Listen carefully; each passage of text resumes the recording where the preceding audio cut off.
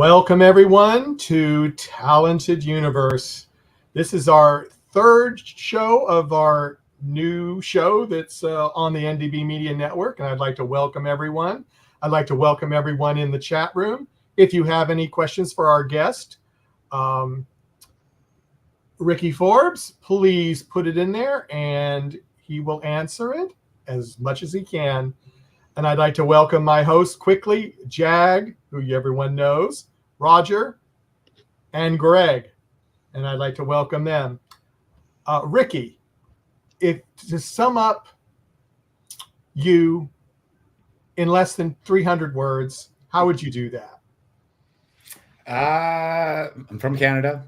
I have been storm chasing for 11 years, and some of the notable pieces on the resume are we had a show on Netflix for a number of years called Tornado Hunters, and I've been caught inside a few tornadoes, but one of those tornadoes was the world's largest tornado.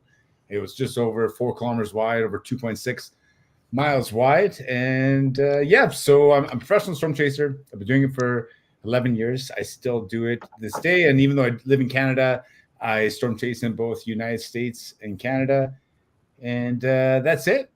That's what I do for a living. And so spring and summer, I'm on the road, and then fall and winter, I'm back home doing some work and spending a bit more time with my family, my wife, and my kids that I have here. And you just got married, was it last year? Engaged. I'm actually getting married in 60 days or so. Okay. I thought you did get married. Oh, so you were engaged. Okay. Oh, I read that wrong.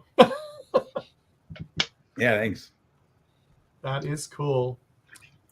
Jag, do you have anything for us? So I was interested because I saw in your background that you actually went to college for commerce and finance. So I believe when you were younger, you loved the extreme sports and that kind of stuff. So I'm curious the connection of how you got interested in the actual storm chasing. Did you go, someone, a friend of yours, take you, or did you just decide to just take it on your own, or how did you become really interested in storm chasing? Yeah, you talk to most storm chasers, and they'll tell you they watched Twister as a kid 100 times, and that was it. I did watch Twister, once or twice as a kid, and I did love it. But that wasn't quite what got me into it. So I did go to university in my early 20s. I got my finance degree. I thought I wanted to be a stockbroker. I thought I wanted a fancy car, big house, and I was going to be happy. And I got out of school. So I finished that degree, and I started working in that field. And within a few months, looking around, everybody was miserable. And I, even those who were 15, 20 years in, and I was like, there's no point in living life like this. I was like, no car, no house is worth that. And so I quit, and the resources are, they're still big in Canada, but they were especially big, what is that, like 15 years ago? It was a bit longer, 16, 17 years ago. Anyways, I left it, and resource, I'm talking about, mining, oil and gas. And so I had quite a few friends that were in the oil and gas industry, making a lot of money, and they're getting a lot of time off because they're doing shifts like 2 weeks in, 2 weeks out, that kind of thing. And so I started working on drilling rigs. And so I spent the next 5 years working on drilling rigs, both in oil and gas. And then I got into mining, underground mining. And so I did it for 5 years. And the overlap was, how this all came together is my shifts were 4 weeks in, 4 weeks out. So every 4 weeks, I had 4 weeks off. And I was in my mid-20s, and I was single, and I had all this money from doing this work that I got to travel anywhere in the world. And I always had a passion for photography and videography. I've been doing it ever since I was in my teens. And so I would travel the world, chasing adventures, rock climbing, skydiving, chatting with people just like this. And somebody would be like, hey, you should go do this next time. And I would. And it was through a conversation much like this. I was chatting with somebody. They're like, well, you know what? If you like doing that, you should try chasing tornadoes. And I was like, get out of here. I was like, nobody chases tornadoes. And they're like, no, like the movie Twister. And then I got in touch with a friend of a friend who was a storm chaser, and he was looking to put a team together. And so I said I would come out for a week, much like any other adventure. Like basically I was like going out with a guy, and I was like, I'll go see if I like it. And he wanted me to commit longer, but I wanted to see if I even liked it in the first place. And Yeah, I thought I would go out, chase a tornado, and I'd move on to the next adventure. But 11 years ago, I went out, I saw my first tornado, and I just fell in love. It was just the most terrifying, beautiful thing I've ever seen. It felt like as a kid, you feel like there's a boogeyman under your bed. It Yeah. feels as an adult, you look under the bed and you're like, holy shit, there is a boogeyman. And like it felt like a giant. It felt like an alien, like something out of this world. It felt like a moving mountain. Like I felt so small. I felt so insignificant. And this thing was just this tornado was in the middle of an open field. Like tornadoes do. So I'm getting sidetracked here. Tornadoes can cause a lot of damage. And as I'm talking about this, if somebody's listening, I do run into that. This has harmed people's lives, and somebody listening might have been harmed directly or indirectly. And that's not what I'm getting at. Like when a tornado does damage to somebody's life, that is not what we're after. And I do not glorify that. And you'll never see me post any photos or videos about that. What I love to see, what I'm after, is when you find them in the middle of an open field. And I know it still sucks for the farmers, but that's I just want to get that out there. I'm not out here for somebody else's destruction. But anyway, sorry, back on track. Seeing that tornado, I just fell in love. And that night, so I was 25 at the time. And sorry, in perspective, like I'm 37 now. Sorry, I guess it's 12 years I've been storm chasing. But yeah, so 25, that night we go for a steak dinner. It's a tradition when you're storm chasing that if you catch a tornado, you go for a steak dinner. And so we sit down for this steak dinner, and I was just sitting there reflecting on the day, because you get so much adrenaline, especially your first time, that you start to like come down a little bit and like understand what just happened. And yeah, there was just something in my gut that said, like, this is it. Like, this is where I was meant to be, and I had to chase this. And so I went back for my next hitch. Like I went my next 4 weeks on, and I gave my notice, and that was it. I was like, I'm going to try storm chasing. And here I am today. So you quit your job that you were doing well with to storm chase, basically. Yeah, not only doing well, but it was a coincidence. I spent the last year of my job trying to work up to like a drilling position that I was really after, and it paid really well, and there's more time off involved. And the day that I decided to put in my notice was the same day they decided to offer me that position. Oh, And I just had to, I don't know. I was just, I think I would still make this. Well, no, for sure I would still make the same decision. There's the same reason why I left that investing job was, I just felt life was too short. I wanted to take risks. I wanted to see what I can make of my life. I've always been much more interested in seeing how well I can make the story. Like I'd rather run myself broke, having a lot of fun, than being miserable for the rest of my life. That's interesting. And it's interesting you brought up the bad side of storm chasing when you see the destruction. In fact, I remember the quote from the show that you had, that if you're having a good day, somebody's having a bad day. And I remember that was actually a quote on the show that kind of hit me pretty good, because you guys were all excited. I think this particular tornado was in the field or something, and but somebody mentioned, I think somebody on that show said that if you guys are having a great day, someone's having a terrible day. And so we just have to remember and be cognizant of that while this may be beautiful, and it is, and it's great. I've never seen a tornado up close. I've been through plenty of hurricanes, but not tornadoes. But it can be difficult to imagine something like that, for someone that 5 minutes ago was living a normal life, and then all of a sudden their house is gone. So there is that sad part. I was going to ask you, how do you prepare to go chase?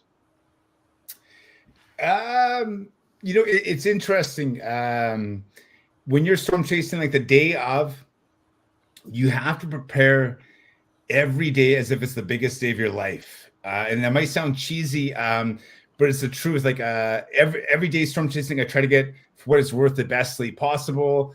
And I wake up and I make sure all the equipment's good to go, all the batteries are in place, and the truck is all checked over. Like everything, whether it's windshield wipers, whatever it might be, communication with the teammates that we're working with, if there is anybody butting heads, that we've dealt with that. At least we've dealt with that we can get along. And not there's ever really issues, but the thing is when you get people together and it's stuck in a truck for 16 hours a day for multiple days on end, people are going to butt heads.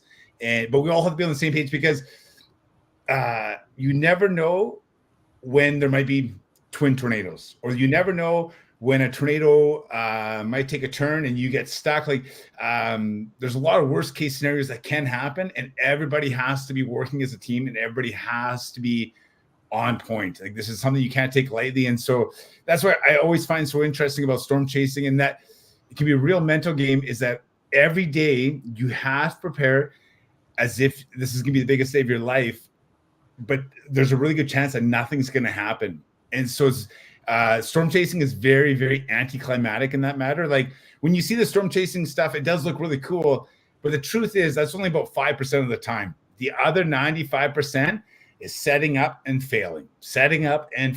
And in a sick way, that's what I love about it. I love that it's hard, and it does weed out others. And I'm willing to put up with the suck, because the good is so good. Yeah, Mother Nature has her own mind, I know. So For sure. Yeah. Yeah. The one thing I did notice, I've seen part of the show too. I got up to episode 8. But one of the funny things is I think it was episode 2. You were having such a bad time finding any tornadoes, and you posted the bear video. Oh, the Bible bear. And you said that went viral, and you hadn't had anything else go viral. Yeah. To this day, it still has more views than any storm video I've ever put out. Yeah. Hey, but I will say, for the bear, it was a cute video. It was. And I can see why it got a lot of hits. But when you're storm chasing and you take all that risk, I can totally see why you go. Yeah, exactly. But I love that you still accepted the interviews, and people were talking about it from the news. You would do an interview about the video anyway, so you were a good sport, even though it's not what you wanted in terms of discussing of a tornado. It was a bear video, but you were still a good sport about it, talking to people about it, and that kind of thing. So, that kind of showed the dynamics of, sometimes you got to deal with what you got. And that's exactly it. And the truth is any publicity is good publicity. And that's something I've had to learn over the years. Yeah. Greg, you want to chime in? Oh, sure. We've got, we're in the middle of what's supposed to be a nor'easter tonight, but it's actually kind of anticlimactic. That's a good one. So one of the things, throughout my life, I've noticed that weather can affect, my brain state. And I know that like electrical storms from the ionization and the pressure changes, I'm always in a really good mood. Do you get like an exhilaration when storms are coming in? Can you feel them coming in? Does it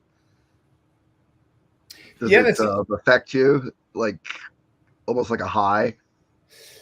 That is a really good question. When these storms are happening, we definitely feel a storm is coming, much like most people can feel. Like, it gets a bit quieter. There's different aspects that can tell you, like maybe the humidity is really going off, and something just feels a bit odd. And like when you get underneath these storms, but like when we get underneath, a supercell. So we got the rotating air up in that storm. That's what creates that supercell, and we're underneath it. And you can see the clouds like boiling, and sometimes like arms will reach out, and they'll get so low. Sometimes like they'll smack you right in the face, and like it's a living beast above you. And in those moments, you're like you can feel the electricity, like you can feel there's something up there, but we are sitting right underneath like a very active supercell. And we know that from radar and from looking at it. It's tough to say. Sorry, Greg, I'm beating on the bush, but lots of times there's also adrenaline going, because For me, like I've always handled all the cameras. I know it doesn't look like that on the show, but like that's always actually been my job. Is I handle all the cameras. That's my love. And so like the GoPros and all the video equipment. So I'm always swapping SD cards, swapping batteries, making sure nothing ever gets lost, because I definitely have screwed up in the past, as well as so you have to make sure all those cameras are on, front and back, inside. You have to make sure that you're grabbing social media content. I need photos for social media. I need photos that would be like magazine worthy. I need little video clips for stories and reels. Like, and then there's some sponsor things that we have to bang off so we can actually make an income doing this. So like I have this checklist. I have like notes on my phone of a checklist. So when we get in those moments where shit's about to hit the fan or it is starting to like go off, I'm so busy essentially working like, and there is adrenaline filled with that, because like, wait, we're standing in front of this what feels like this beast, and this opportunity that we have just, sometimes like we'll travel from Saskatoon down to Texas, and that's about 36 hours of driving or so. And we get down there and we'll chase all week and nothing happens. And then that moment comes. And so now like you invest a lot of time, you invest a lot of money, and sometimes storms, like that your moment that you're after, sometimes it'll last for 2 or 3 hours. Sometimes it only lasts for 5 or 10 minutes. Like when it looks, not the storm itself, but the way it will look and like what we're after. And so like, I know like I have no time to screw up, and I have to nail all these shots so fast because there's so much at stake. And so, sorry, is this getting long-winded? But like, I guess like that's what goes through my mind when I'm underneath these storms. And finally, when the checklist is done, and that checklist will take about 20, 30 minutes, then I can take a breath. And then I'll hang out for like 10 minutes. I'll chat with the guys I'm storm staging with, and take it in. And that's truly why I'm there, because even if I do all the camera work because I need to pay the bills, but if the bills were taken care of, and like if I won the lottery, I would still storm chase. I would probably just do less camera work. I do enjoy it, but like when you get to be there and just sit there and like enjoy this moving mountain, it's the coolest thing ever. So don't get me wrong, I'm still out there to enjoy it, but I also have to make a living, so that comes first. So I'm assuming though, since I did not realize, because as you said, I did not realize, I thought you just drove. Yeah, I know for the show. With that first group that you were with, that's what I only thought. That you were doing all the camera and all that other stuff too, or are you talking about the new with the Tornado Watch stuff? With Tornado Watch, I'm still doing all this stuff, but back then, yeah. So like Greg largely handled the photos. I would do a little bit. But all the videos, like all the GoPros were mine. There was about 15. Oh, all those were yours. Okay. Yeah. So in other words, it sounds like to me, you were there and you had that long checklist. You probably missed looking at some of the stuff live because you had to get everything ready. Is that kind of true? Or did you sneak in some good views of the storms when they were there? Like you would look and yeah, like I would sneak a peek. But I was so focused on getting those shots that it is true, like we would finish an amazing storm chase and it would feel like I didn't get to enjoy it. That's what I thought. Yeah. Or I'd have to watch the footage to really understand what we just saw. Yeah, that's what I was wondering, because when you said that, and I go, I know when I have to do things like that, in the job I had, you don't enjoy what you're there for. So I totally know that. Yeah. Like unless there's time, like I find like after about 20 minutes, like on social media, there's this one storm this past year I posted where the shelf cloud rolls over and there's this amazing sunset underneath, and it was glowing like oranges and blues. After I got all those shots, I remember I was with two other guys there, and we just sat there and we were just in awe. And like all of us been storm chasing for a number of years, but like, to see the sky glowing oranges and blues, and it was just boiling, and the shelf was still rolling on. It was just, lightning was darting in and out as well, not hitting the ground, but it was just cloud to cloud, and it was just the coolest thing, Michael. So sometimes I do get that chance, but yeah, that first 20 minutes, half an hour, I have to get the shots, otherwise it's all for nothing. Like, like even like gas and hotels every day run us about $600-700.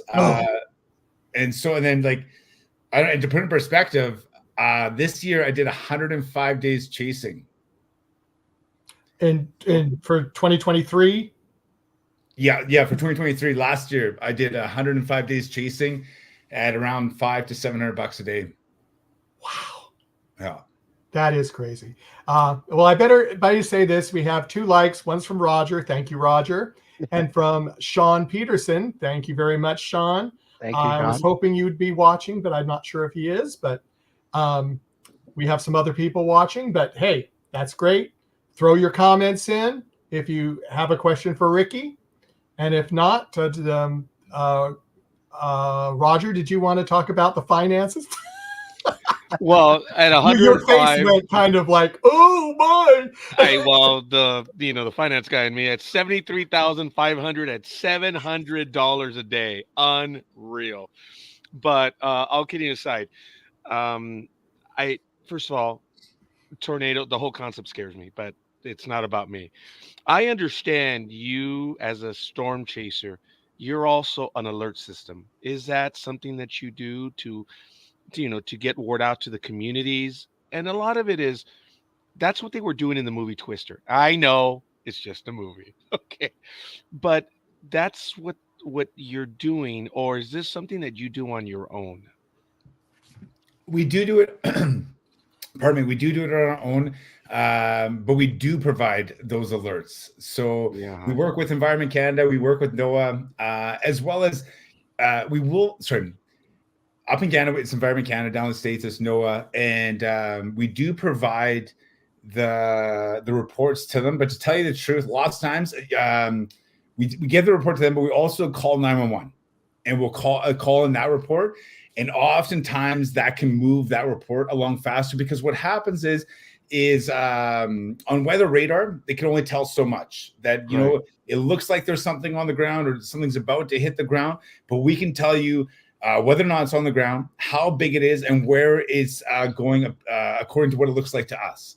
And that way they can sound the sirens in the communities ahead, let those people know, or if they're already doing it, at least it affirms what's going on. They can start getting safety crews ready if that's what's going to be needed. And so, 100%, Roger, we are out there doing it because, sorry, this sounds a bit righteous, but it's just the right thing to do. And it's just, it's the same reason, like we're also trained in first aid and search and rescue, because it also just, at least for like the career storm chasers, I'm friends with most of them that I know they all feel the same way because we've all been in it together, that if you are going to chase these storms, one, you got to be calling in those reports. Like that's just part of the game. Like it feels like that's the buy-in to doing it kind of thing. And if you, and also if those storms affect an area, a populated area, and you see that, it's your responsibility to stop. It's your responsibility to go and help. If it's a farmyard or if it's a suburb, whatever it might be, and go and see if those people are okay, if they need help, until, I like to say, like the responsible adults come along, until like first aid, like actual first responders, the ambulance get there, and then we hand them off. But until then, like we have multiple first aid kits in our trucks, and we're trained for that initial triage. And yes, that comes with it, but that's a side like we don't talk about often. And kind of going back to the destruction with it as well. Like I'm just not a fan. I don't, I'm not interested in that area. And it also terrifies me of that side of storm chasing. And I never want to be seen as glorifying that, because I don't want to be glorifying that. I appreciate that. It means a great deal. But what you're doing, in the barest sense of the word, is an extreme sport.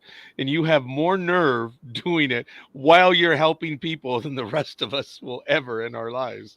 And it's just incredible what you do. Now, another question that I have is, and I'd like to know, I did not see the program, unfortunately. I'm going to have to watch it now. But what is the moment, if you have had, where you questioned, saying, what the hell am I doing? Should I be doing? Did you have one of those moments that, dramatic stuff we see in movies where you're like, oh man, this was actually a lot worse than you ever thought? Did you ever get that Category 5 storm? So the one tornado, one of the tornadoes we were caught in, it was the world's largest tornado. So it happened You in mentioned El that, Reno, yeah. Oklahoma, 2013. Now I say it's the world's largest tornado, but it was only rated an EF4. And so sometimes if people remember Twister, and they would rate tornadoes on the F scale, the Fujita scale, and so there's F0 to F5, F0 being the smallest, F5 being the biggest. And so during the time of Twister, and sorry, I forget the year they changed it. I think it was like late 90s. But they would rate them on the F scale. And so the bigger the tornado, the bigger the F. However, then they added on this E. So now it's called the enhanced Fujita scale. And so now it is still 0 to 5, but it's based on wind speed and largely damage that it does. So I tell you, like, we were inside the world's largest tornado, but it's only an EF4. And I've actually never seen an EF5 in my 11 years storm chasing. I've seen just over 400 tornadoes. And in a way, it's fortunate I've never seen an EF5 because those numbers largely just relate to people's lives being harmed, essentially, or like property damage being done. Yeah. So, but sorry, with that tornado that we were caught in, it was the world's largest tornado. And what had happened was the tornado set down in the middle of an open fields. Everything was going as it should. And then it started to feel like the sky was getting closer and closer. And it normally does, because the way it works inside these supercells is you have something spinning, a big spinning area, big spinning column of air, and that's called the mesocyclone. And then below that, you'll have a tornado. This is essentially, like, when you look at it at a grander scale, the tornado looks like a little needle compared to like this like larger mesocyclone. Yeah. And this mesocyclone started to like get lower and lower to the ground, and essentially it ended up dropping to the ground altogether. And this tornado grew from being, I don't know, a quarter mile wide to being 2.6 miles wide. And when we're storm chasing, we always have an exit strategy. Like when the tornado's on the ground, we're always like, okay, what's our next exit? And if we pass the road, okay, what's our next exit? Like if all hell breaks loose. And so in this story I'm talking about, I was driving. For many years, I was the driver for the team. I now sit in the passenger seat, but I was the driver for the team. And I'm looking straight ahead. I got the pedal to the metal. I'm looking straight ahead. We're going down this grid road, and I can see in the footage after, but what had happened. But the guys were telling me it's getting closer. It's getting closer. There's a bit of screaming going on. The guy who was leading our team, it's not on camera, but he says, like, I'm sorry, I've made a mistake. And until this point, like, we've been chasing for a year and a half together, caught many tornadoes together, been close to many tornadoes, and never has he said something like that. And that's when I got sick. Because at that time, Wow, a year and a half in, I was very much a rookie because I was chasing with Chris Chittick, who was like, so I was 25. Chris was in his mid 30s. I think he was like 35 or so at the time. And then there's Greg Johnson, who was in his 40s. And so I know I was still an adult there, but I felt like a kid compared to them. And like Chris Chittick is like OG, like he was on the original Storm Chasers. He's been storm chasing since he's 18 years old. Like it's all he's ever done. And wow. And so if you don't know the name Chris Chittick, he used to ride with like Reed Timmer. They had that tank that was like on Mythbusters, and they drove into tornadoes. Like they're like, when you talk about storm chasing, there's three real names that come up, like Chris Chittick, Reed Timmer, and then a guy named Tim Samaras, who was also on the storm chasing show. So anyways, Chris, I was with Chris. He was on our team, and there was Greg. And so these guys, like, I was just a rookie compared to them. And so I put my life in their hands, and everything had gone fine up until that point. And yeah, Greg's in the front, panicking, and he had made the call to stay a bit longer on this tornado when we should have left a bit earlier. But it's not his fault. In the past, that has worked out. We've gotten better shots because of it, but this time we were too close, and the tornado, caught us. And I was looking straight ahead. You can see in the video footage that there's farms beside us that start to rip up, like tin and steel, and roof starts to fly over, and you can't quite see it, but a barn actually picked up. So our cameras were only pointing so high out of the vehicle that a barn picked up, and it floated above us. And I was like, holy! Oh, that's so scary. I was like, this is it. This is. Did you get picked up in the vehicle? Ever so slightly. So when it happens, we're driving down this grid road, these winds are hitting us. We had a box cap on the back of our truck at the time. Yeah. That got ripped off, and we're getting hit with the steel sheeting, and some of it was stuck in the truck after. And we're getting pushed around. The windshield wipers stopped working because we're getting hit with like dust and rain at the same time. Oh. And I need to get essentially the mud out of the way. But the windshield wipers, the wind was so strong, the windshield wipers stopped going, and then they bent and snapped the other way. And yes, there's farm machinery rolling. There's this happening, and I would have stayed on the road. But and I say that because I put us into the ditch, and everybody's like, "Oh, you made such a good choice going to the ditch." Well, I wish I could claim that, but it wasn't my choice. Because I was the ditch called you. Pardon me? The ditch called you. Oh, well, actually, please come. There was a car in front of us that was going too slow. Oh. And this ditch beside us, it was about 9-10 feet deep, and it was a V shape. And I knew for sure, like I've grown up like in like rural Canada, that hitting a ditch like that is gonna hurt. But I did not care, and it wasn't my truck. So like doing the gas pedal was to the ground. Like we were going as fast as possible. Wow. And I jumped into the ditch going that fast. And while we're going down the ditch, the truck started to like lift up a little bit. And this is when I saw more stuff. Like I saw hay bales flying through the air above us. Any cows? What ended up happening, and it's too bad because it's not on camera, because when I hit the ditch, all the cameras were all on suction mounts, and they all slammed off. And so the footage stops there when we hit the ditch. But what continued to happen is we're going down the ditch. There's a few more seconds. Altogether, we were inside the tornado for 45 seconds. It feels like forever. And I've read some books on it afterwards. Like when you get that much adrenaline going, life does slow down. Like your process. Oh, yes.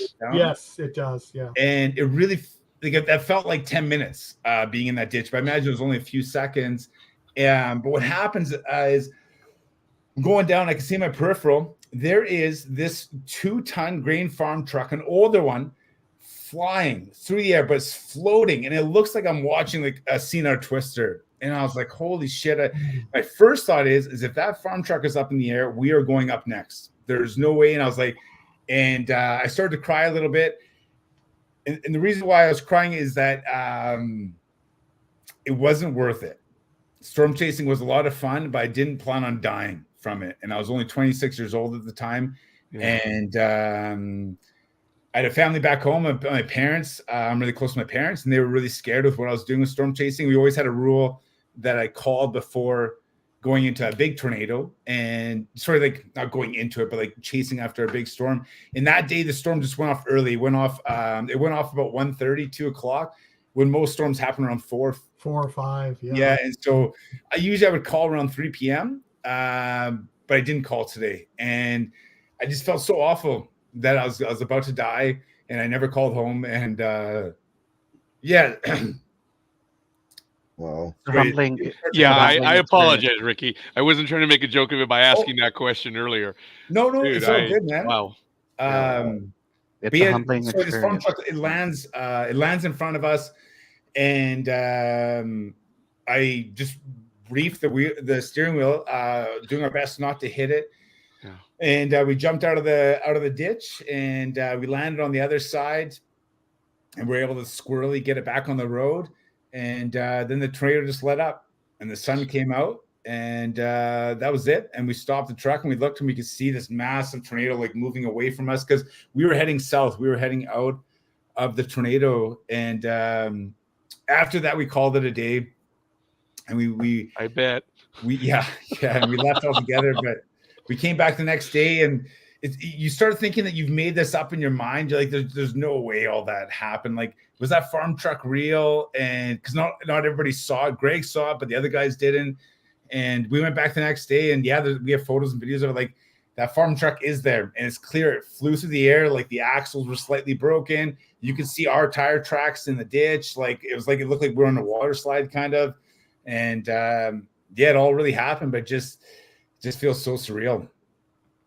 I can only imagine, and knowing that you do it for yourself, but you do part of the alert system. I mean, Dude, you may not take the glory for it, but we sure as hell will talk about it on your behalf of what you do, because you do it as a passion, but you also do it to alert people as well, and that's an amazing thing, man. You know, I'll never do anything like that. But backing up just a moment, what is the type of truck that you had at that one moment? I know you were driving. It wasn't your truck. That was so funny. It wasn't my truck. What was it, like an F550 or something, or what? What were you driving in that moment? So we've had 3 trucks in total. Okay. That one was an F-150. So we've had 2 F-150s. That's not And that now, big, man. pardon me? It's not that big, an F-150. No, and Wow. now we're running an F-250, and it's largely for that reason. Like, yeah, like I always joke, like 99% of the time we don't need this truck, and like we don't need to pay that kind of fuel. But for Right. that 1%, when you need that, like fuck, I'll pay anything for that. Yeah. Yeah. The F-250 is heavier than the F, and of course heavier still, but yeah, F-150, man, geez. Wow. Yeah, I can understand why a tear dropped or two. Wow. Yeah, geez, that's incredible. I can I don't only want to imagine. monopolize. I'm Yeah, sorry. before I go to Greg, Yeah. I just want to say one thing. Just because NDB Media is known for getting on tangents, but this is kind of not a tangent. I did read, we're talking about your storm chasing, but you like extreme sports, period. You're into a lot of things, aren't you? Yeah, Yeah, absolutely. I like being scared. Like I'm terrified. Oh, well, tornadoes. There we go. Yeah. Yeah. No, I just yeah, I don't know. Sorry, I say I don't know, but I do know. Largely why I love storm chasing, and why there's many aspects, but I like extreme sports as well, is when you're doing them in those moments, life melts away. Like you're fully living in the moment, and I think it's just the coolest feeling ever to be completely present. Like the worries, the stresses, everything's gone because you don't have any room for that. And yeah, that's what I really enjoy about doing that kind of stuff. Ricky, what you just said reminds me of what a few other people have said. It's to be alive in that moment. You are really living a different life than most of us. That's just absolutely unreal. And I apologize. Sorry, Michael. Did you want to go over to Greg? Yeah, let's go over to Greg. Yeah. So actually, I have to admit, I'm a tech geek, and I spent a good chunk of the afternoon today just reading all about Brutus. So tell us a little bit about this decked out truck you've got and all the equipment and everything. Yeah, for sure. So it's like, while you want a monster of a truck, you also don't want to like necessarily jack it up, because you have to be worried about like wind getting underneath. And so it's balancing that between, if you hit mud, you also want to be able to get out. So we have an F-250. It's leveled off, but it's not lifted. And we run 37-inch tires, like off-roading tires on it. And yeah, so that's just so when we do hit the shit, we do hit mud. Like this year we got in a few situations where there's about 2 or 3 feet of mud, and we had to keep going. There was a tornado on the ground. Other times, lots of times it's us helping out other chasers. They slide, they hit the ditch, so we have a 12,000-pound winch on the truck, so that we can get into the ditch, we can get them out and keep moving. And yeah, so and that kind of just relates to like what we do as a sort of tangent, but like it's nice to be a resource out there if you can be. And so anyways, we have that winch, we have the tires, we have the steel bumpers front and back, because we do end up hitting like debris and trees, that kind of stuff from tornadoes quite a bit. Like lots of times you're cruising pretty fast. I like to say the speed limit, but it's a bit over the speed limit, chasing after these tornadoes. And there is moments where debris just falls out of the sky. All of a sudden there's a massive tree right in front of you on the road, and you're not, it's just like wildlife. You're not steering, and you got to plow right through, and that kind of stuff does happen. So we need a truck that, particularly bumpers, that can take that. And beyond that, we have like 360 degree lighting on the truck, super bright, top and bottom on the truck. And then in the back, lots of storage systems, both on the side and in the box, because there's oftentimes there's 3 to 4 guys in the truck, and we'll be on the road for 2 weeks to 4 weeks at a time. So people are taking their luggage, they're taking all their camera gear, computer gear, everything, and so we have to store that well. And then inside the truck, there's camera mounts everywhere, and there's mics and lights, and we have like a computer stand. That's about it. We used to have a little bit more like satellite wise. When I first started storm chasing, we had to utilize a satellite radar to get the weather radar we wanted, and it was interesting. That was about $2,500 subscription a month to get that information. Oh wow! And we now get that exact same information in a $10 app on our phones. Oh, isn't that yeah? Oh Yeah. So some of the technology, that satellite technology, we don't have in our truck anymore because we don't need it. And then as storm chasing has gone along, the business model has changed. Like when I started storm chasing, Instagram wasn't even a thing yet, and so the business model has changed over and over and over again. And now live streaming is a big part of storm chasing, like where you can make a revenue off of live streaming, and so now we have like data cards with all like the different sims in there, so we can and then cell phone boosters, so that we can get out that stream wherever we are and hopefully deliver a good show, because like a lot of revenue comes from that as well. Awesome. And yeah, I think that's about it for the truck. Wow, it's an impressive truck. Yeah, I'm sorry that I didn't ask if we could show the video on your website while you were talking about it. That would have been perfect. Oh, yeah, sure. You mind if I cheat and go over to it real quick? Yeah, whatever you like. Yeah, but hopefully we darn, I wish we would have had it. I'm sorry, what, Michael? Hope we won't get zapped. You know how that is. No, it's his. Yeah, I know, but yeah. Sometimes they don't. Yeah, so if you see on the wheel wells there, you'll see they kind of look like a SWAT vehicle almost. So we cut out the steel sheeting on the truck, and we cut part of the frame so we can fit bigger tires without having to lift it up. Oh wow. Yeah. And then otherwise, yeah, you see the lighting, you see the tires and the steel bumpers. Yeah, it's absolutely gorgeous. Oh, and then and it's covered in Linux. So it's a thick bulletproof coating. So I say bulletproof, like there is some bullets that can get through it, but like but we can get hit with like really big hail, like baseball size hail, and it doesn't leave a mark. We can get hit with debris and it doesn't leave a mark. Oh, that's it, the Linux. Now, does the Linux? Sorry, Greg. Does the Linux go on the windshield as well? No. So the windshield we put on this clear vinyl.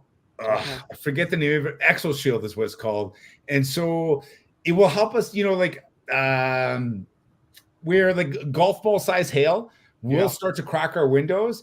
We can get hit with golf ball size hail and be okay. But if it does get up to baseball, it's still going to damage it. The problem, like, lots of times people are like, well, why don't you guys run plexiglass? Well, our business is imagery. You know, whether it's live streaming or photo, video. And so we need those clear windows to be able to shoot through. Yeah. Oh, there's a winch you were talking about, right? Yeah. 30,000 pounds. Wow. That's impressive. That's a beauty, young man. That is absolutely gorgeous. I apologize. I'm going to go ahead and remove it right now. Absolutely gorgeous, man. Sorry, Michael. You have to redo the. There we go. One click. Go ahead, Greg. I'm sorry. No, that's great. I'm glad you were able to share it, because I was very impressed with the truck. But of course, being in the truck, you're all in the cab, right? No one is in the back. That's a stupid question, right? Everyone is in the cab. Sometimes I would like to put people in the back, but yes. Fair enough.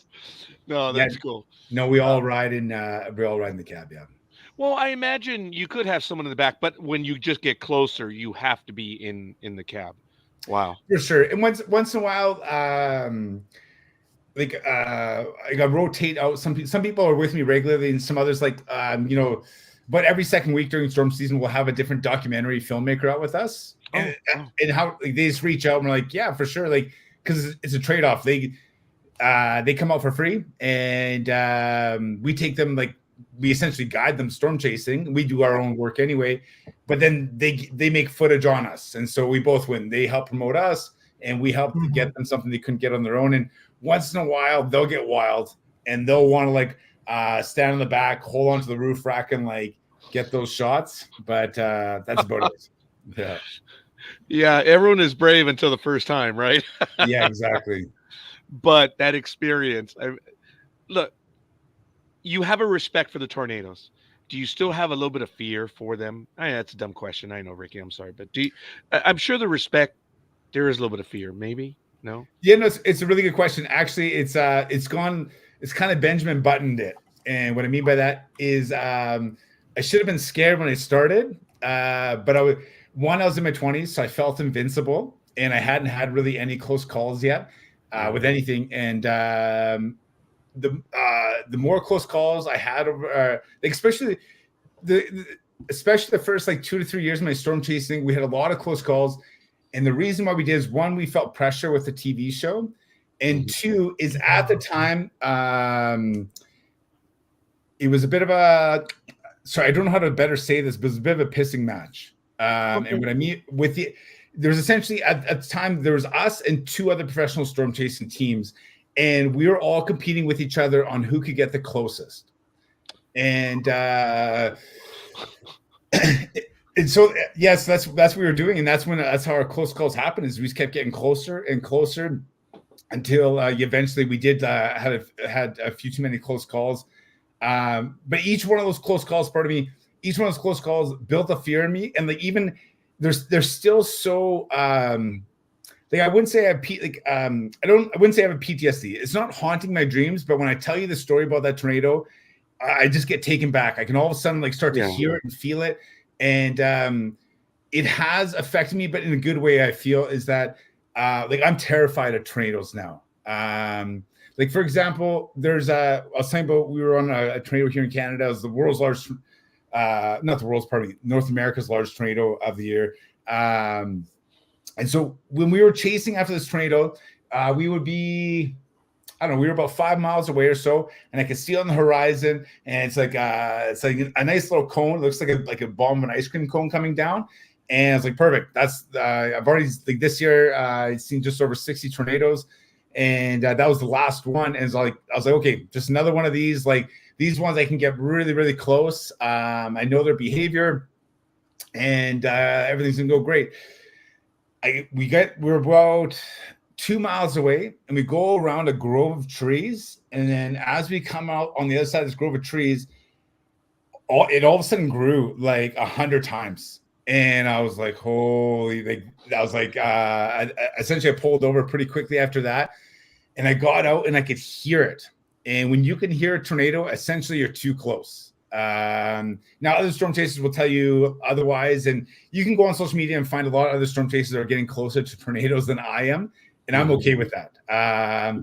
There's also something in the imagery. When I'm capturing tornadoes, I want to be able to show you the top, the bottom, and I want to show you a bit above, because this is the way the sky will spin. Like, I think that's the really cool stuff. But you will see the shock and awe chasers out there. And sorry, I'm not saying that in a derogatory way. Like they're really good chasers, and they're some of my really good friends. Yeah. I say shock and awe because it will shock you. Is that they get so close that you can see the base like spinning up and lifting things off the ground. That's what I used to do, and I don't do that anymore. For me, there's too much risk involved, and it's not the shot I want anyway. I want the bigger shot that they can't get the shot that I'm getting because I'm in a different position. But anyways, this tornado, I came around. It turned out to be, afterwards I found out it was over 600 meters wide. So I don't know, what is that, like a half mile or so. And it got rated as an EF4, and it had wind speeds. Yeah, so wind speeds over 220 miles an hour, and I could hear the roar. And it sounds like when it's just in the middle of an open field, it'll sound like a jet engine, like the shh. But once it starts, asked you what it sounds like. Yeah, it sounds like a jet engine when you're sitting on an airplane and it fires up. But once it starts to hit stuff, it starts to sound like a freight train. That's what I've heard. Yeah. Yes. It's because and I've sadly heard the freight train, but we won't go into that. Okay, go ahead. Oh shoot, yeah, no, it's when you can hear the freight train, that's really bad news. Like either you hope it's hitting like a forest or something like that. That could be the case. Because at this point I was just behind a hill, and so I couldn't quite see the base of it, and I didn't know if it was hitting a forest or not. But where I was, there's also lots of small towns, and I wasn't completely familiar with the area. And it could have been going through a small town at that point that I couldn't see. And I was just picturing the worst, and it just, I was just so sick. I was so sick when I heard that sound, and I hop out, and so I got my, I get all the video cameras set up, and I get my camera out, and I got my wide lens on, and I'm taking photos. And I keep having to like, I wasn't really thinking about it. I get caught behind the lens sometimes. I just need these shots. Is that I got my camera as wide as it would go, and it was on I think like a 10 to 24 or 11 to 24, and I was at 10, and like, which is super wide if you know that, and I still couldn't get the whole tornado in the shot. Oh my! And that's when I was like, and I haven't had that problem for, I don't know, 2 or 3 years.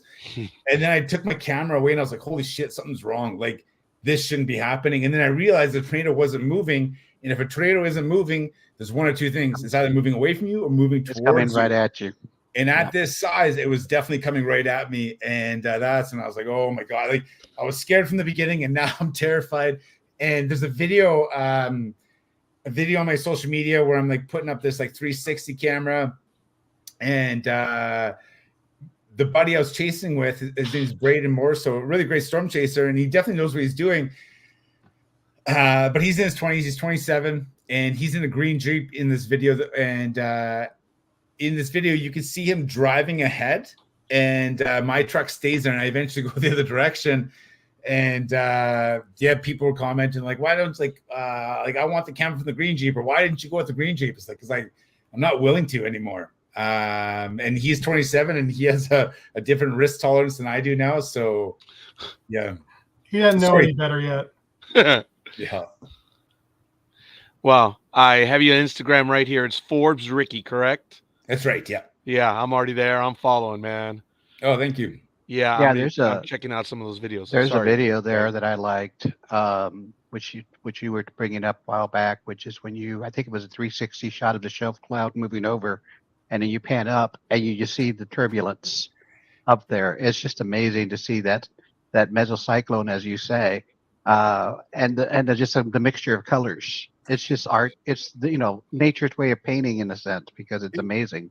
It really is. In that video, like I promise you, it is not edited. There's no contrast style, nothing. Like, that is what it looked like to the naked eye. And it was just, even I still can't believe it. It was just, and it lasted forever. It felt like it lasted for like a half an hour, 45 minutes. Cause that video is sped up as a time lapse. And it was just, but we could see it moving. It looked like to us, it looks like a slow time lapse. And it's just the coolest thing ever. Yeah, anybody watching, you need to check out all this social media, because there's some stuff there that's just amazing. I just wanted to touch base on a couple of things you mentioned. Number one, you are the eyes and ear of the NOAA, or the National Weather Service, when you're seeing those storms, because you're right, the radar can only see a certain amount. They need the confirmation and the validation that there is something there, so that they can send warnings and alerts downstream from wherever that storm is. So you are doing a great humanitarian service by doing that. Well, I wanted to ask you, if you had a choice between chasing a tornado during the day or during the night, which would you prefer? That's an 110% during the day. Yeah, I was going to say that was probably where I would go too, because it's hard at night. On the show, I think you had when we were stuck in the ditch, and you guys were stuck in that one road, and it was nighttime, and you couldn't tell if you had something nearby or not. And then I think the tractor eventually had to pull you all out or something. But I was scared just watching, and I wasn't even in there, just to see you guys chasing at night. So for sure. The other thing I was going to ask you, chase or congregation, has that increased? Yeah, depending on where you're going. Like, it's a big part of like the Oklahoma, Kansas, Nebraska culture.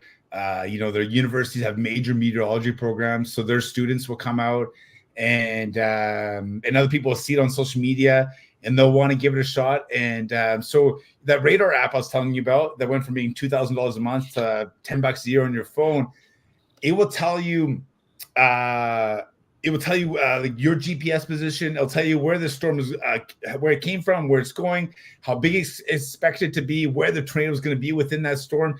And so while all this information is great for those, from a safety perspective, if you want to try storm chasing, it's now more accessible than ever, which actually makes it more dangerous than ever. And we saw that a lot this year, that there was a lot of weekend warriors, people coming out trying on their spare time, and they're getting too close. They're getting too close, because storm chasing. I like to say storm chasing is like getting in the like being a bullfighter, essentially. Like, you have a pretty good idea what's going to happen, but you still got about 15-20% of, you got to trust your intuition.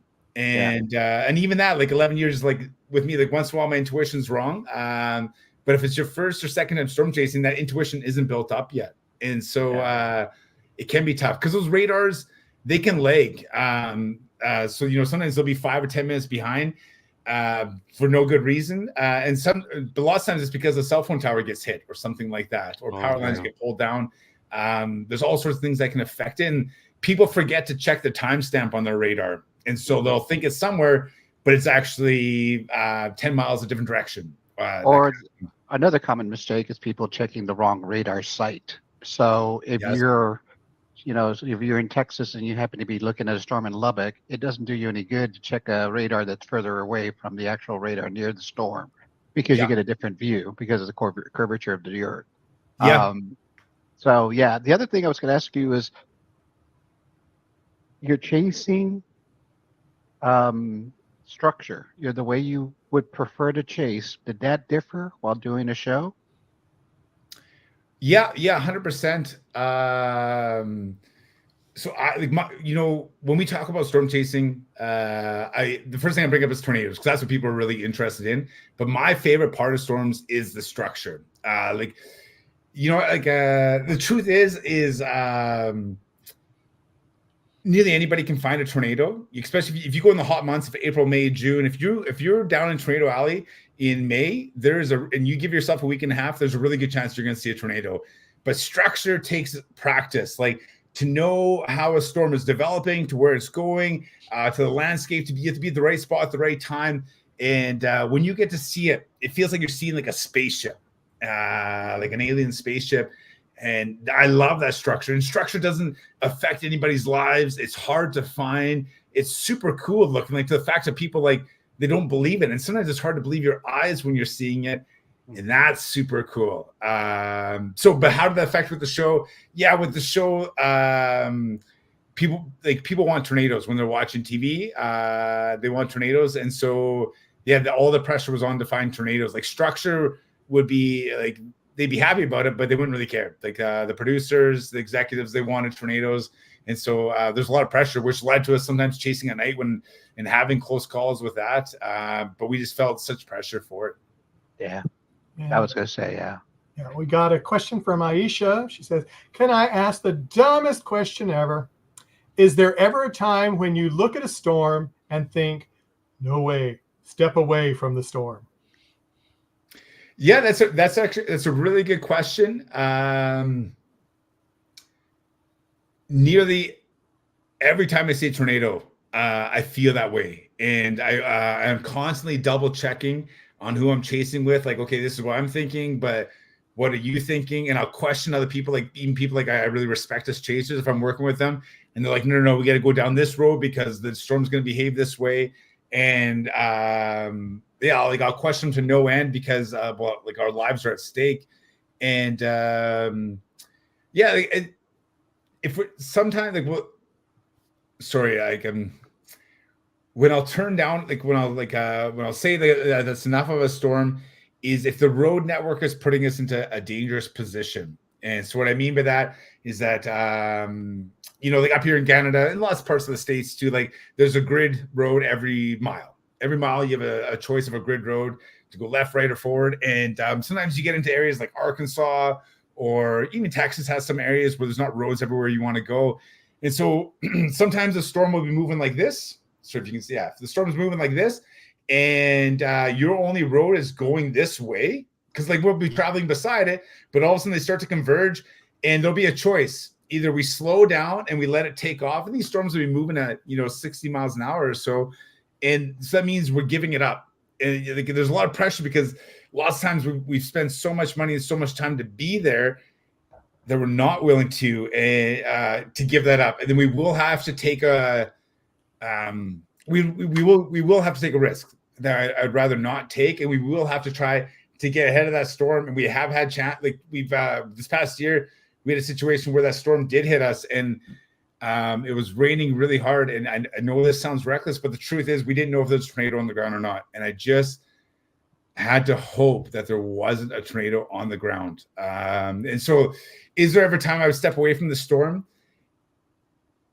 The truth is, when you're making a living from it, I know it's a shitty answer, but it's just the truth, is that if my career's on the line and I've signed up for this, I got to be willing to push it once in a while, even when I don't quite know the outcome. And and don't get me wrong, like I don't want to die doing this. But what I'm getting at is I'm much more likely to step away from the storm once I have everything I need. Like, for example, if it's 2 months into the season and I have all the tornadoes in the bag, I have all the footage, all my sponsors are happy, then I start being a bit more willing to say, that's okay. You know what? I'm going to step away from this one.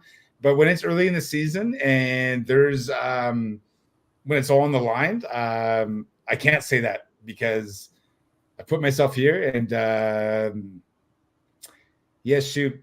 Sorry, there's no better way to say that. But when I have the luxury of being able to choose yes or no, sometimes I do say no. But the lot of times I don't have that luxury. So if you were to come up on a tornado that's rain wrapped, do you give up on that pretty quickly? Oh yeah. Yeah, that's a really good question, Jake. Like, that's a storm I'll step away from. A rain wrapped tornado, like that's a big no. And it blows my mind that storm chasers do that. And I used to do that. So like, I'm not talking down to anybody, because the first 5 years of my storm chasing career, we did do that.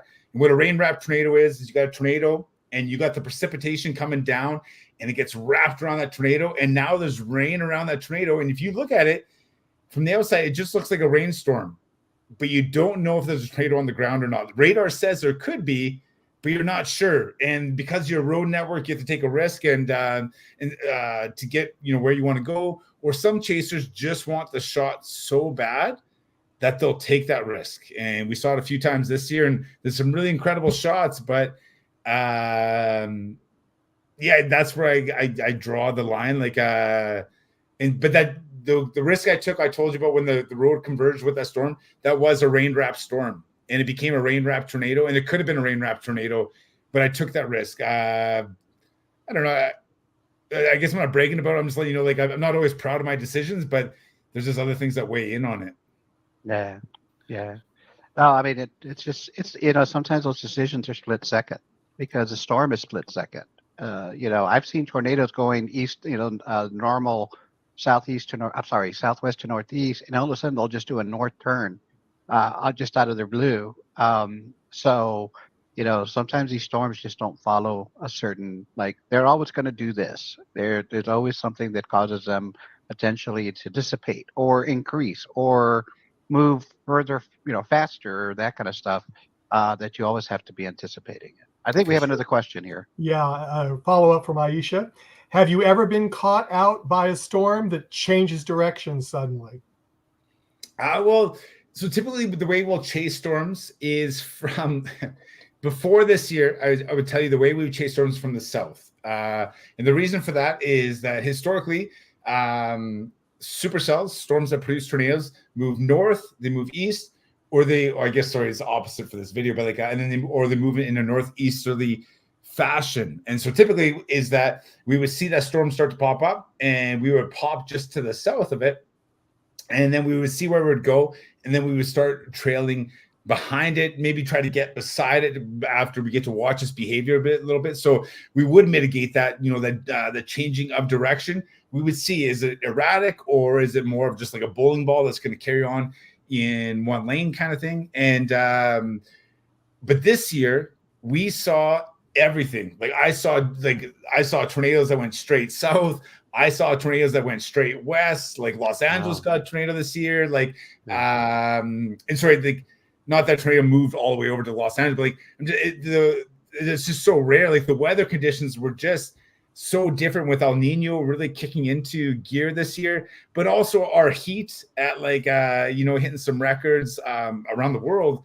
The weather's a little bit different, and Tornado Alley also shifted the past few years. And the way that they calculate that is just, they put a dot wherever that tornado shows up. And if you look at all the dots, there's more dots outside of the traditional Tornado Alley. They're more in Colorado, New Mexico. I spent most of my time in Colorado and New Mexico this year, when normally I would tell you Texas and Oklahoma and Kansas and Nebraska.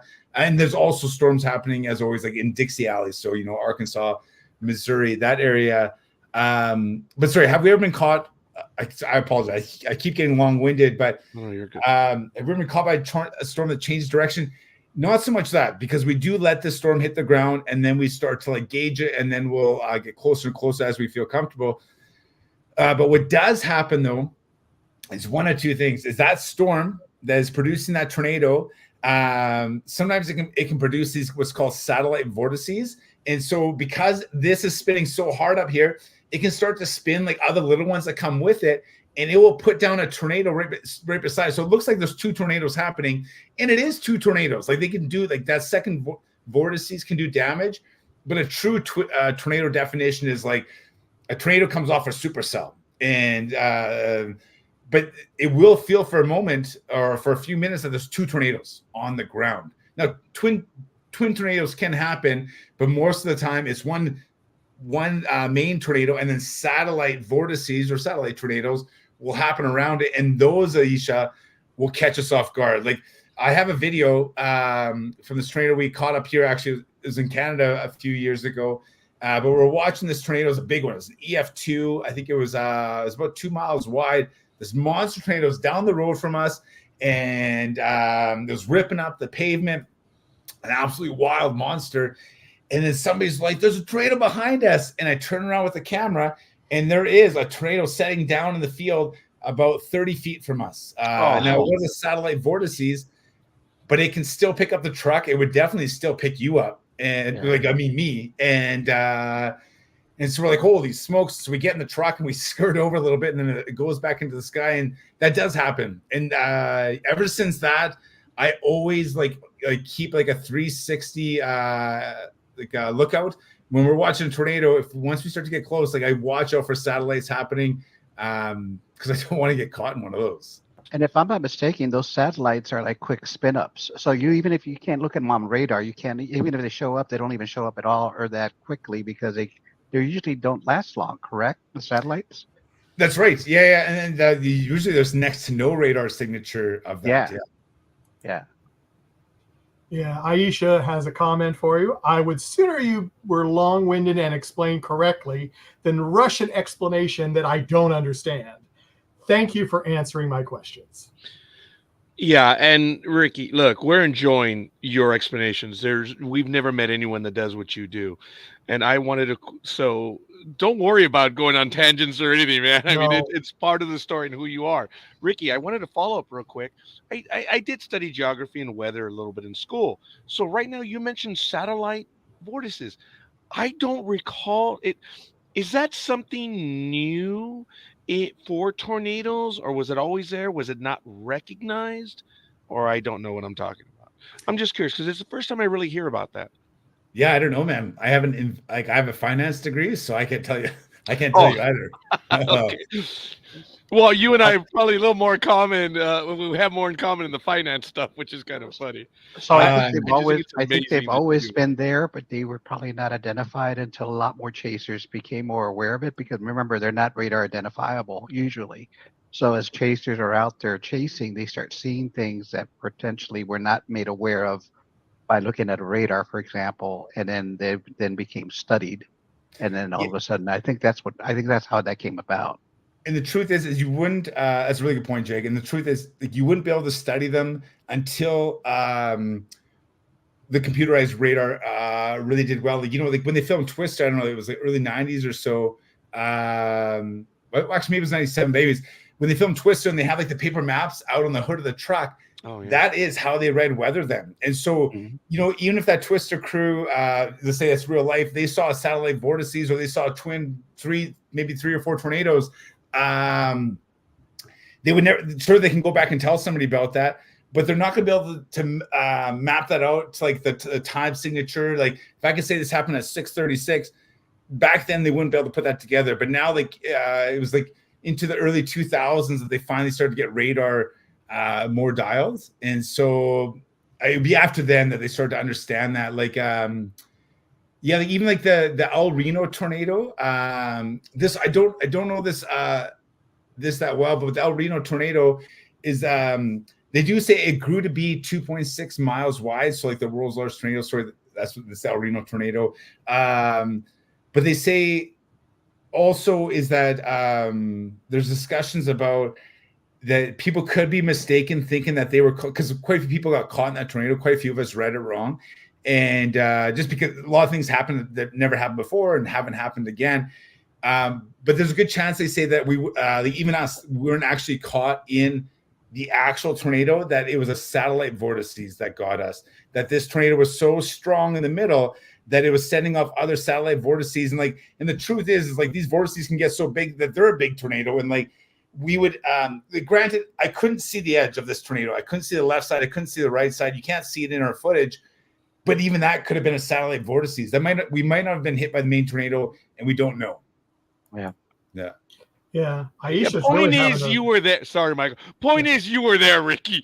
I was there. Yeah. I was there. You endured it. I'm sorry.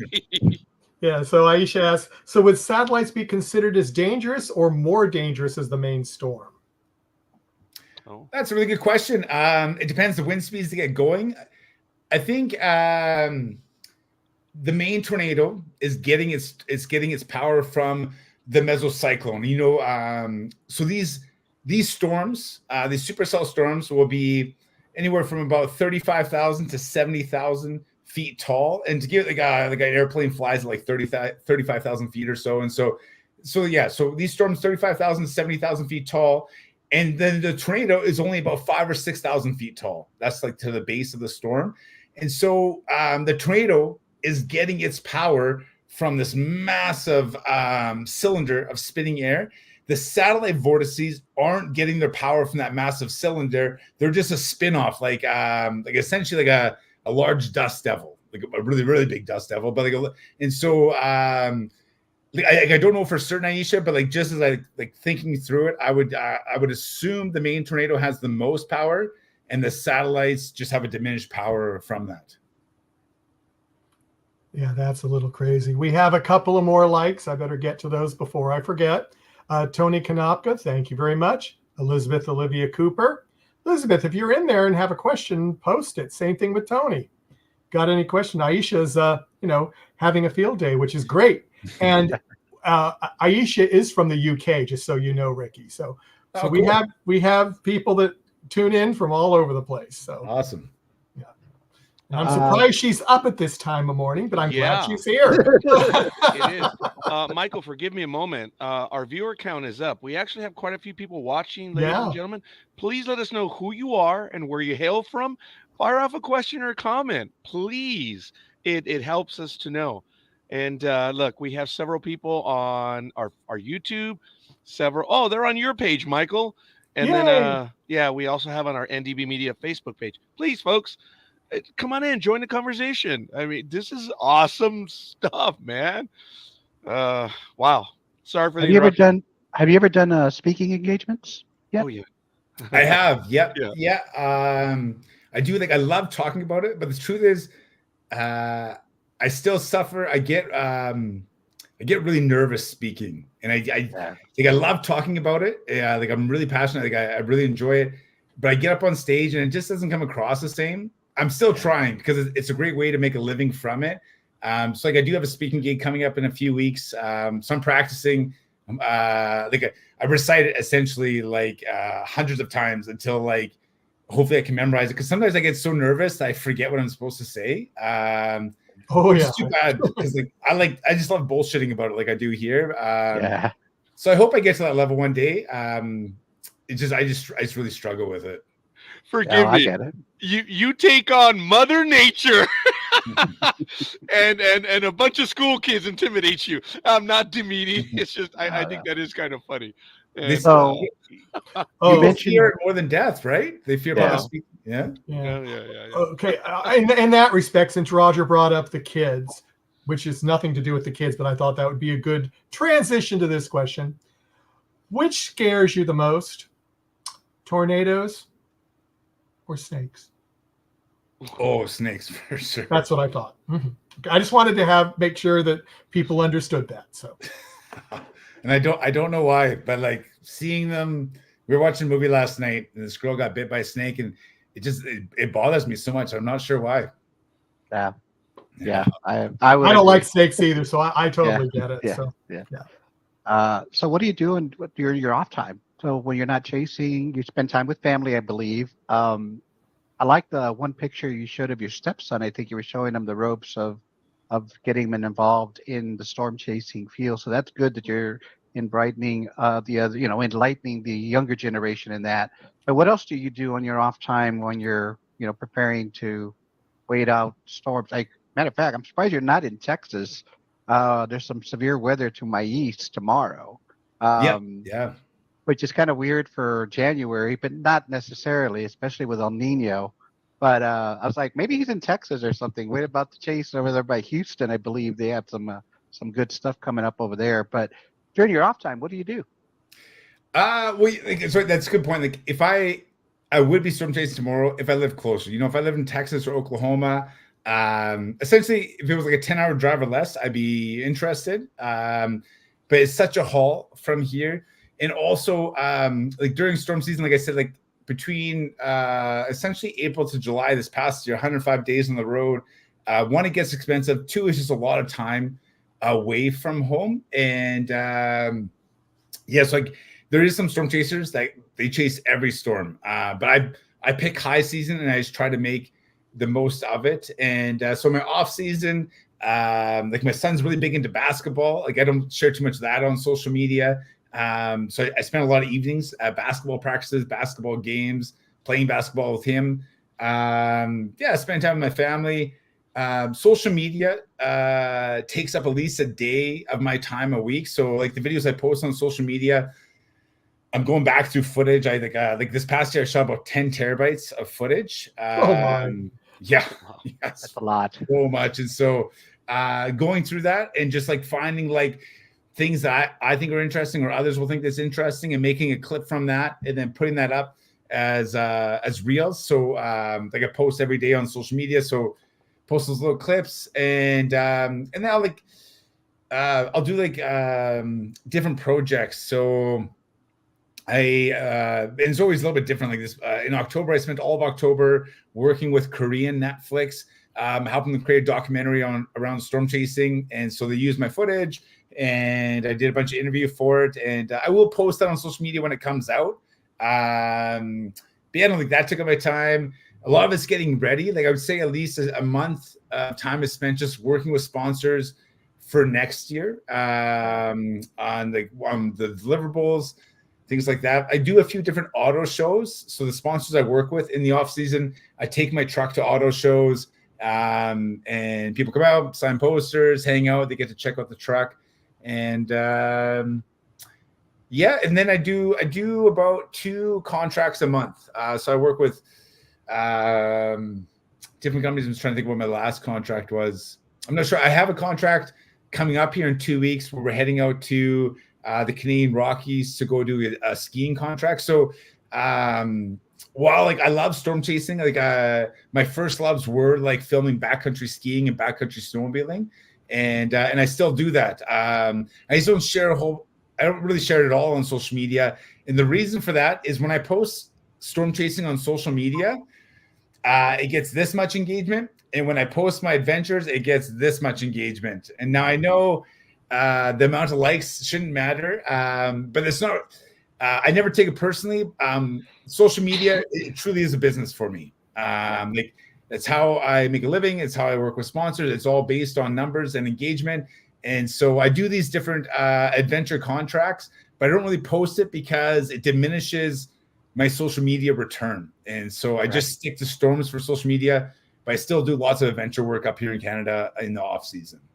And then do you, for those people out there in news media or that kind of stuff, do you also sell your video for broadcast rights I as a don't. way?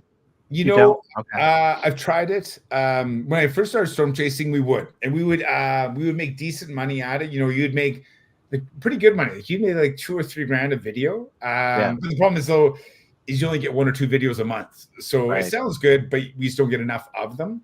And now it's a really tough market. There's a few Yeah. storm chasers that still make a decent living at it, you know, but it's more because they're getting a bit more interesting of shots. Like they're getting drones up that nobody else really is doing. Right.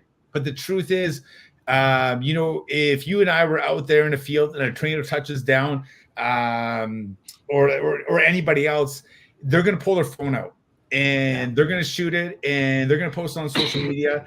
And then the news organization is going to ask them, hey, can we share that? And that person's going to say yes. And they should. It's exciting. But for me, like that shot now, like that shot's in 4K off their phone.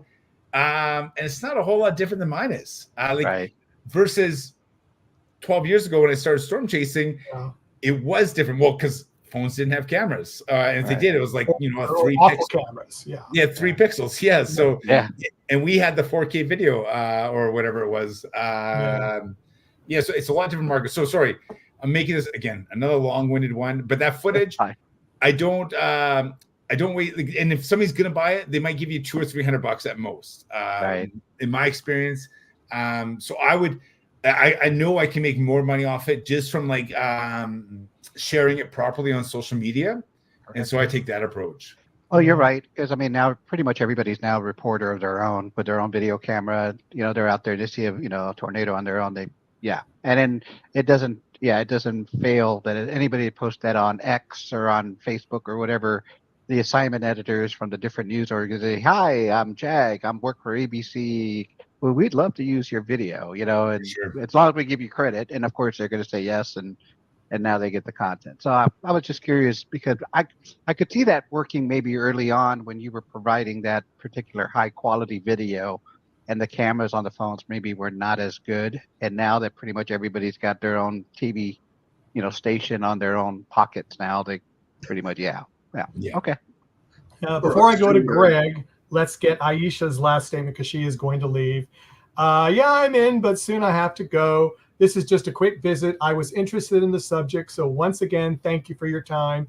And I hate snakes. So goodbye from Britain. Bye, Aisha. Good night or good morning, Aisha. Greg? I'm sorry your adventuring doesn't get as many hits. I spent equal time poking around that stuff to as I was researching you more beyond the Netflix show, and you had some really cool shots of ice climbing. There was a really cool video of snowboarding. Like it looked like a hike to get where you were going. I think you said at the time it was your longest run snowboarding. So I mean that's really cool. My son was into extreme sports when he was a kid, and I imagine there's a lot of kids out there that are still getting into it. So it's really cool to see people doing that, and the videos are fantastic. Yeah, I appreciate it. I do love it. Another way of putting it too is whether it's snowboarding or ice climbing or whatever I can get my hands on. The problem with those industries is that I'm just one in a million kind of thing. There's lots of other ice climbers, there's lots of other snowboarders. That's also another reason why I put so much effort into storm chasing and why I left my job in the first place is I saw a niche. I was like, if I can fall in love with this, plus like there's only 5 of us out here doing it, there's a lot of room to grow. And another thing I really realized right away, like I was at the time I liked photography, I liked videography, but I didn't like social media.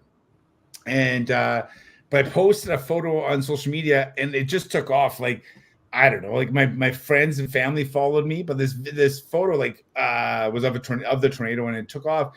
And I realized right away, like, it doesn't matter if you're 5 or 75, it doesn't matter if you're English or whatever background or ethnicity, everybody is enthralled by these storms. Like besides the States, my next biggest audience is like Argentina and Brazil. Really? And that's why I was like, holy shit, like this, we're snowboarding, dirt biking, ice climbing, like it's a finite small audience, niche audience. Like storm chasing, there's not many of us doing it, largely because it was really tough to make a career, and it mostly sucks. But there's a massive audience, and so sorry, that's why also the venture doesn't work versus the storm chasing does work. Well, that's awesome. But don't give up adventuring, because it looks like you have a lot of fun doing it. Yeah, no, I still like the trip I got coming up as a family trip, and 2 weeks after that, like it's big in our culture here to go skiing, and so I got a friend's trip. Like I still do tons of it. It just doesn't end up on social media. Yeah.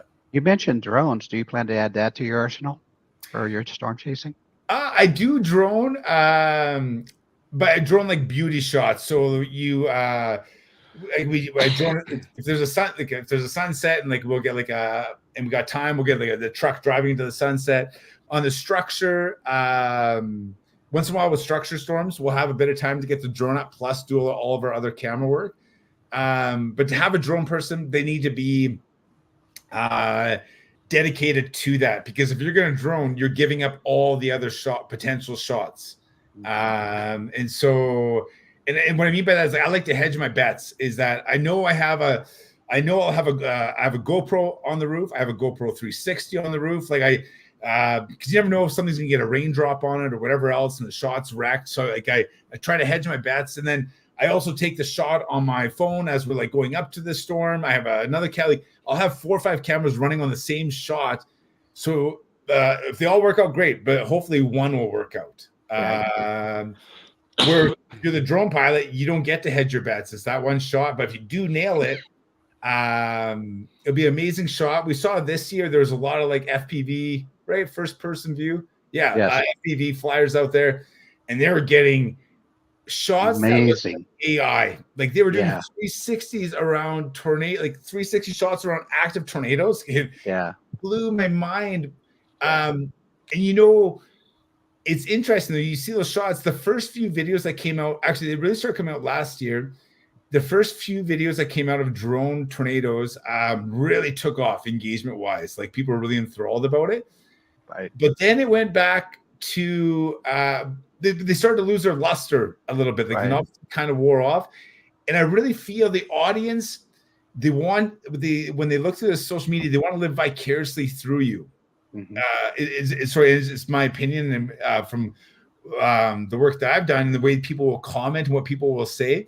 Like I can have an amazing shot on the drone, and the drone can be like 10 feet off the ground, and nobody will really care. But then if I take my iPhone and shoot the same shot, they'll be like, whoa. So like, how are you standing so close? And if I really want to level up, if I just put it on selfie mode and turn around and show my face in front of that storm or in front of that tornado, then it will do even better, because then they can start to be like, they can put themselves in their shoes. Like something interesting to have just when we started storm chasing is the first year we would never put ourselves or our truck in the shots. We thought that would ruin the shots, because in storm chasing world, and still many people feel this way, it's all about the storms. That they just want to photograph the tornado. They just want to like get the beauty shots of like the barn and the tornado. And that stuff does look really, really cool. Don't get me wrong. But when it comes to engagement, like if that's like what you're really after,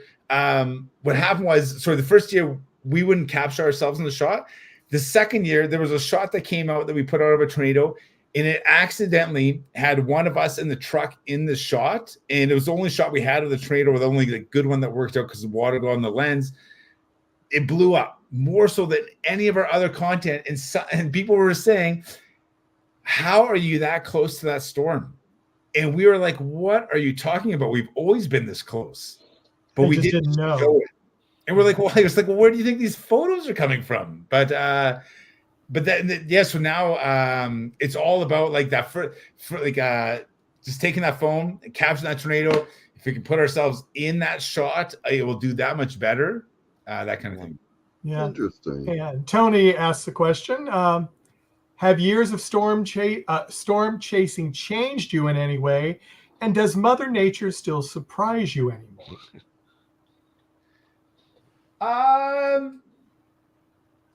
That's a really good question. Like, we were talking about earlier, like, the more tornadoes I've seen, the more scared I've become of them, just because, like, I've seen what they can do and the effect they can have on people's lives. Something interesting that happened this year is I became a bit of a storm snob by the end. And I never thought I would tell you this, and I would make fun of other storm chases for this. But I chased, so I did 105 days. And in my head, I have this portfolio of photos I wanted. I wanted all sorts of lightning shots. I wanted all sorts of structure shots. I wanted like structure shots that are big shelf clouds. I wanted structure shots that look like alien spaceships, like motherships, we call them. I wanted tornadoes, big, small, different shapes. I want to make sure I was in them and the truck was in. Like, there's all these portfolio shots that I wanted, and it was getting to a point where I had all those shots, and it was becoming diminishing returns to keep going out. And the truth is, it would never be a concern really if it wasn't for how much it costs to do it this year. Like, and it always costs money, but it really felt like inflation hit hard with everything. And when you're running, like, $500 to $700 a day, and you have all the footage you want, is there any point to go out the next day? Because you might go out the next day and not catch anything, and you just spend $500 to $700 for no reason. So this year, Tony, like, we started to get really active at home, and I'd already caught a few storms around home, so I had that checked off the list. I always want to make sure to catch storms in Canada because I'm Canadian. But I remember there was a storm coming up in Saskatchewan, like the province I live in. It was about 5 hours away from me. So, like, when it comes to storm chasing, like, that's a half an hour drive essentially. And I had buddies going for it, and I was like, I'm not going to do it. Like, I got so much footage to edit. If there's a tornado, I've already seen it. If there's lightning, I've seen it. If there's structure, I've seen it this year. And so, it was just, I became a bit of a storm snob. I'm proud to say that, but that did happen. And that's also what I like about storm chasing. And that's also why I don't choose. It's why I don't choose to chase in what I call the off season, which is right now. So essentially, like, that want and that want can build up again. Like, I'm already feeling it. Like, I already miss storm chasing, which is great. But also being on the road that much, the time away from family, all that, I start to, I don't know what the right term is, but I almost start to, like, resent storm chasing a little bit. Like, at one point we had this year, we had like just over 3 weeks of everyday storms, and I was just getting so exhausted. And my wife is like, when are you coming home? And I kept being like, I kept thinking I'd be home in a few days, but then more storms would come. And like, I can't come home. I have to stay. I'm already down here. And there's just, I love what I do, but there's just a lot of costs associated with it. And so, yes, sorry, another long-winded answer. I'm getting brutal, but those are wonderful. And Those I'm are just, wonderful. This is you were your time, mentioning you were mentioning shots of yourself or the truck in the tornado. This is the one from the show that I loved. I love that shot. That is an incredible shot. And it makes, like you said, it adds perspective versus, say, a drone, which may look like AI or computerized, almost unnatural to us because we're not above where the drone is. We're watching. Yet here we are looking at a truck, which we can all identify with, and we've seen two storms right next to each. I mean, that was one of the most amazing. When they were showing that on the show, I was like, wow, that is an incredible shot. Yeah, and that's just it, Jake. Like, that exact same shot, if you took the truck out of the photo, I really believe for a human being, it won't resonate the same. Correct. Yeah. Because we can identify the object. Yeah, for sure. Yeah. Well, Roger has a question. Might as well let him ask it while he's right there. How many? You mentioned about 2 or 3 terabytes this year of memory. How much do you have? All of your video over the last 12 years? If so, man, I'm just nosy. How much memory is that? And if so, geez, how much did it cost? Sorry, stop being rude. It's all good. This year I shot 10 terabytes of footage. Oh, wow. Yeah. But like, thank God. Sorry. sorry, I'm not religious, but like thank somebody that there is solid state drives. Yeah. Yeah.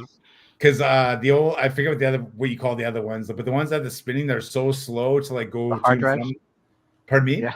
The hard drives. Your old The- hard Or drive. the little stores. Yeah. The Yeah, little. like those would just kill Yeah. me. Jeez. But now Yeah. you, They're right yes, there. exactly. Yeah. They're this big. You know. Yeah, and like you can drop them and they're fine. Like, you're asking like of like footage from years past. Like, it's really unfortunate. Like, I probably only have about 5 terabytes from footage from years past because I have it in on Dropbox, like in the cloud. I've something like I would make the same mistake over and over. That I would have it on a hard drive, but that one hard drive, and then it gets lost, or I like right now I go to like move my arm along and it bounces on the carpet, but somehow that was enough, and I can't recover it. And like I now I know better, but it just took screwing up like 10 times, and so I probably have like lost about 30 terabytes of footage. I'm Do you sorry. do backups, or do you have physical and then on the cloud too? Yes, Or- I do both now. So I do physical and then on Dropbox, yeah, Mhm. which gets expensive. But I was going to say that they are not cheap no, anymore. Yeah. Yeah, at all. Tony, thanks. And Tony actually sent me a personal comment, forgive me, and I'm not violating a trust, but he said, this guy seems really cool. Tornadoes have always fascinated me. Yeah. So that's from Tony as well. So we got 2 comments from him. That's kind of When you neat. go chasing, you mentioned earlier that you would probably have to have somebody like dedicated to do a drone shots or anything like that. So do you have somebody dedicated to do your live streaming? So up until this like the last few years, I've done everything myself. So I shoot everything, I edit everything, I run the live stream, I'll prep the live stream. Sorry, granted with help of people in the truck. But like the chasers I work with, they're also chasing on their own accord, and they're out there to get their own footage. And so there's trade-offs we each make for it. This year, however, I finally want to level up, and it's unfortunately taken me 11 years to get here.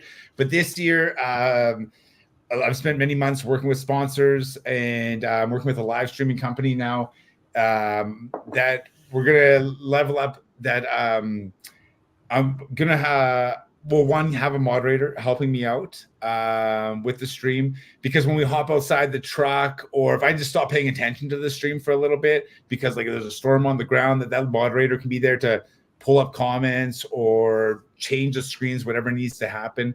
But I also really want to have a second cameraman with me, with a live stream camera, and essentially it'll probably end up being just like a phone. But when we get out of the truck, we get out of the truck at key moments, like we'll pull up the truck into a ditch and there's a trailer on the ground and we'll hop out, and then all the viewers are left in silence and they're like, what's going on? And then, if you get like a raindrop on the camera or something like that, now they can't see anything. And like, it's unfortunate, but that happened even this year, that we got out of the truck and I was like, oh, did you guys get to see the tornado? And then I realized the camera's not even pointed at the tornado. But in the adrenaline, I just forgot. And so this year, what's going to happen is this camera person is going to hop out of the truck, and then the moderator is going to switch it over to the iPhone or whatever phone, and they're going to follow us outside the truck so they can shoot us and the tornado. You can still see the comments through StreamYard, like on the phone. And so live streaming, that's how we're going to step it up this year. And having more cameras inside and outside. We got to step up the microphone situation a little bit more, in the lighting, and then having that second camera person.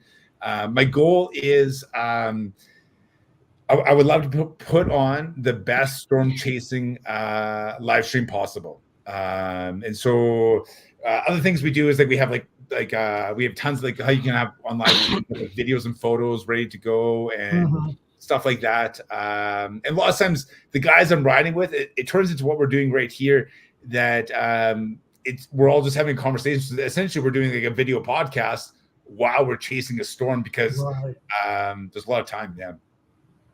Great. That's great. Just curious, what radar app are you using? Radar Scope? I am, yeah. And not like and I'm not affiliated at all. It's just no, I get it. It's the default. Seems like everybody, even the U.S. National Weather Service, and seems to be using that when they post stuff on social media. Seems to be sure. the default. Yeah, and Yeah. it's cheap. Yeah. Yeah. Yeah, well, I'm going to say, because we have kept you a while, Ricky, and I don't want to keep you any longer because it's getting a little late. But anybody in the chat room have a last question? If not, we will probably start winding things down. Greg, do you have any other questions? No, this has been interesting.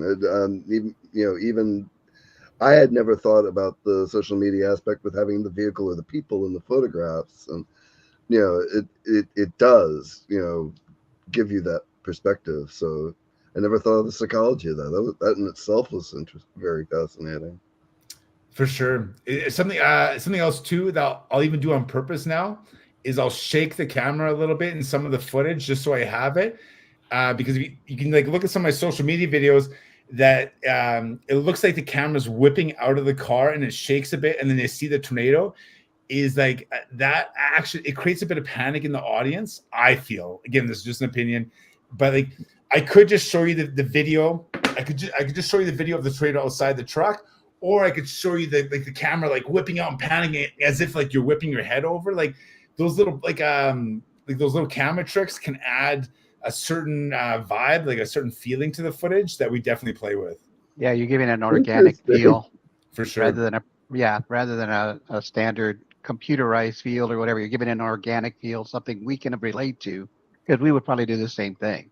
Exactly. The way we look at it. Yeah. Yeah. That's good. Yeah. Roger, any closing comments? Or if anything, I would just have one more question, and then I would be done. You've been doing this for 11, 12 years. Has the technology changed in that short period of time? Are you doing things? I mean, I know experience kind of answers it a little bit, but are you doing things differently now as opposed to what you were doing, say, 11, 12 years ago because of technology? Yeah, for sure. Like we would have like a batting average of like 50% 12 years ago. Now we have a batting average of, I don't know, I would say about 85%. That's impressive. Because it's really that's more like that's patting the backs of the meteorologists at NOAA and the meteorologists Environment Canada and the radar systems that they have, because they're able to put out information. Is that they do it for the safety of people. They don't do it for the storm chasers. sure they do. Sure they do. Yeah. But but because of like the information, the radars, the radar technology coming so far that we can predict it so much better. So we have a better batting average. That still doesn't mean we're catching more tornadoes because, again, you can get to the right spot, but it doesn't mean that the storm will produce. But at least we're getting to the storms. We used to have a lot more heartbreak. Like the suck used to suck a lot more then. Yeah. I appreciate that. And, sorry, Jag. As final comment, I was looking forward to this interview, Ricky.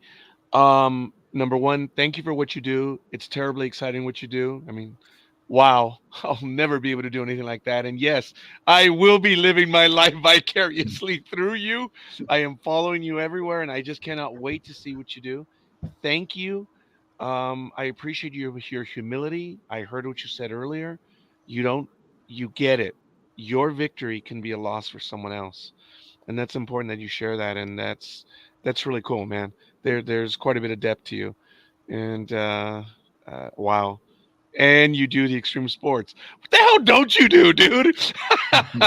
So I'm not trying to be disrespectful, but I thank you. I appreciate you shared all this time with us. I have learned a great deal tonight. Thank you. Yeah, thanks a lot. And Michael, if Ricky approves, I'd like to have him back after this season of storm chasing to give I us an was going update. to ask him the same thing if he can stand us again. If he can stand us again. Yeah, absolutely. We'd love to see how this season, if you decide to go and do that, see how that came out. You can recap maybe a couple of shots or video of what you thought was a highlight of the season for this year. That would be great. Yeah, no, I would love to. Yeah. Yeah, Elizabeth says, thank you for doing this with us. And I totally agree. I mean, I was looking forward to this. I mean, when I stumbled across your tornadoes and I wrote you and I asked you if you'd be on and you said yes, and that doesn't happen too often. I enjoy talking about it. Thank you. Oh, we I had enjoyed fun. having you. We really did. We did. So everyone, if you have not subscribed, liked his many places on the web, they're streaming on here. If you forget and you just want to click a link, you can go to our site, ndbmedia.net, look under Talented Universe under the videos, and all of his sites are listed on our webpage, and you can go right there. So thank you everyone for coming, and we hope to see you the next time. Take it easy. Take care.